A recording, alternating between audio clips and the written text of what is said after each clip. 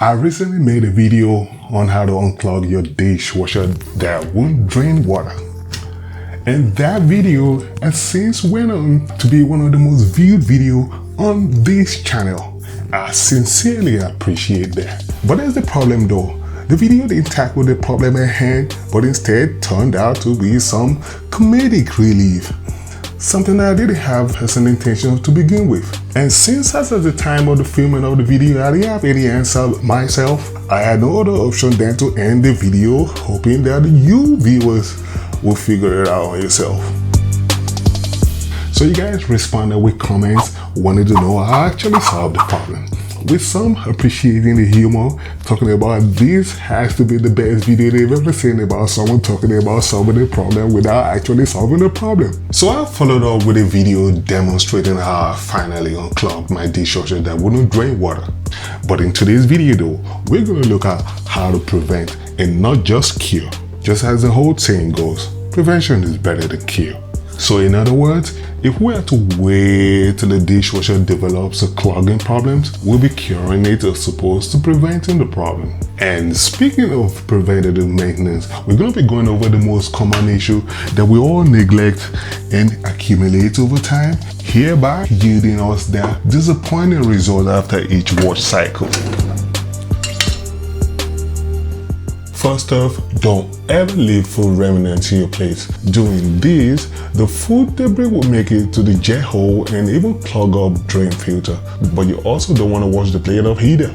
See, dishwasher tabs are designed to degrease kitchen utensils they come in contact with. So if you're already done getting rid of the oil, the detergent won't have anything to work with, hereby leaving that white film on your dishes. And you don't want that, do you? Secondly, you should periodically check the drain filter to see if it's clogged. If it is, all you need to do is pull out that toothbrush and a little bit of detergent and free it from all the debris, and of course reinstall it. And thirdly, this single-handedly has to be the most common culprit for all clogged dishwashers. And we already discussed it in my recent video, links in the description box, or you can check the link up there. There is this drain hose that goes out behind your dishwasher and goes straight to the wall. You want to dismantle this, and at some point between the dishwasher and the hose that goes into the wall, you should have this tiny filter that you see here. Unscrew it, free it from any food remnants that might be clogging its paths, and you want to put it back together after you're done. But other than that, you should use the right soap. I recommend Clogging or Finish. Finish him. If you can find that in your area of the world. And if not, try to replace it with something from a renowned company. And the general rule of thumb is avoid the cheap things. Nothing is free, folks. Nothing is free. Don't let them fool you if they say otherwise. I learned the hard way.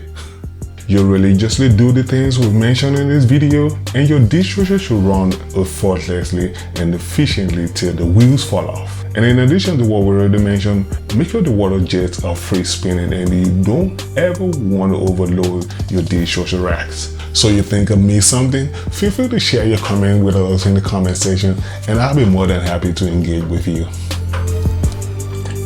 Give this video a thumbs up if you're new here, and share and subscribe if you haven't done so already. And there's this other video that I would like you to watch, and it's up there. It's about how to load your dishwasher the right way. Yeah, like you don't know that already. But hey, we never know. Just give it a watch, okay? Alright, I'll see you in the next one.